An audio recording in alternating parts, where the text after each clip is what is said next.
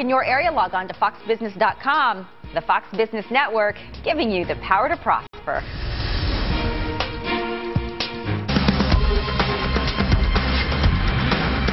Last night, Congressman Paul Ryan taking a friendly dig at the gaffe-prone Vice President and Vice President Biden's response. I say what I mean, but is that a good thing? Take a look at the RNC's latest ad. I think the Vice President very well knows that sometimes the words don't come out of your mouth the right way. But I always say what I mean. I always say what I mean. You were asked, is he ready? You said, I think he can be ready, but right now I don't believe he is. The presidency is not something that lends itself to on-the-job training. I think that I stand by the statement. I always say what I mean. You know the phrase they always use? Obama and Biden want to raise taxes by $8 trillion. Guess what? Yes, we do. I always say what I mean. Look, guys, think of this is deadly earnest, man. This is deadly earnest. The middle class has been buried the last 4 years. Well, Bob? That's pretty good. I mean, you got to hand it to the RNC. I mean, when he did say that, I'm thinking, well, you don't really mean what you say when you mess up. And he's had gaffes. I don't think he had any gaffes last night. I mean, obviously you can take issue with the laughter. Except for that, he gave ammunition. Yes, that's true. That's true. It wasn't blatant, but that's a very effective way of turning that around.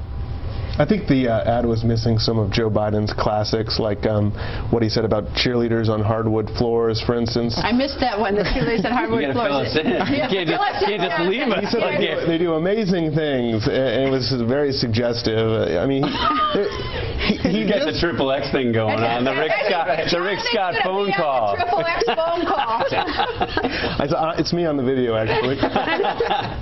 Boy, I mean, what do you think last night of the debate? I mean, look, it was interesting. I think, obviously, the story coming out of the debate, there were all sorts of charges and counter charges. The story coming out of the debate remains Libya and what the Vice President said about Libya. So I think, you know, they were good back and forth. I didn't think there was a clean win. I mean, it's sort of interesting. Last night, I think the consensus, the conventional wisdom was it was more or less a tie, and that seems to have sort of morphed overnight into this win by Joe Biden. I mean, by this morning, everybody was talking about it like it was a win by Joe Biden because he was louder and bigger. Bob, is Libya going to come up at the town hall meeting? Absolutely. I think it definitely comes up, and I agree with Steve. It was very debatable who won, and the big night is going to be Tuesday. We're not going to look back at that debate and say, the Biden debate, and say, well, that made a big difference. It didn't.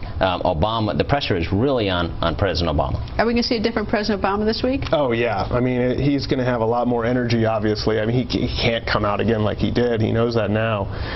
But I don't know if he'll be able to kind of win. I mean, I don't think it's quite in him. I think Romney's a really good debater, so I think he's got the advantage still heading into it. But it's a town hall. I think it's actually, I mean, he's a town hall, so I think the question's going to originate more from the audience. I think it can be a combination, but regardless, I think Obama has to be on the time. I mean, he said he was too polite, and he was taking heat from Jon Stewart for that. So, you know, he's not going to be polite, that's for sure. But the risk for President Obama, the thing that has him competitive right now is the fact that people like him. I mean, his likability, it's over-discussed, but it's also true. Is he going to remain likable, though? I mean, the other night he was not, he seemed disinterested. I mean, you can like someone, but if you think the person's not interested in the job. Right. He was detached, and he can't look like that again. That's why I think Democrats were so happy with Biden, because regardless of whether you think he won or lost, he had energy. I mean, he was aggressive, and after the president's listless performance, they loved it. This is a much more dangerous debate because it's more spontaneous with the interactions with the town hall participants. Some of the debates back in, you know, Clinton and George H.W. Bush, there were some really powerful moments in there where people looked really great or they looked really bad because of that spontaneity. Panel, thank you, and it'll be an interesting debate next week, like they always are. Thank you very much.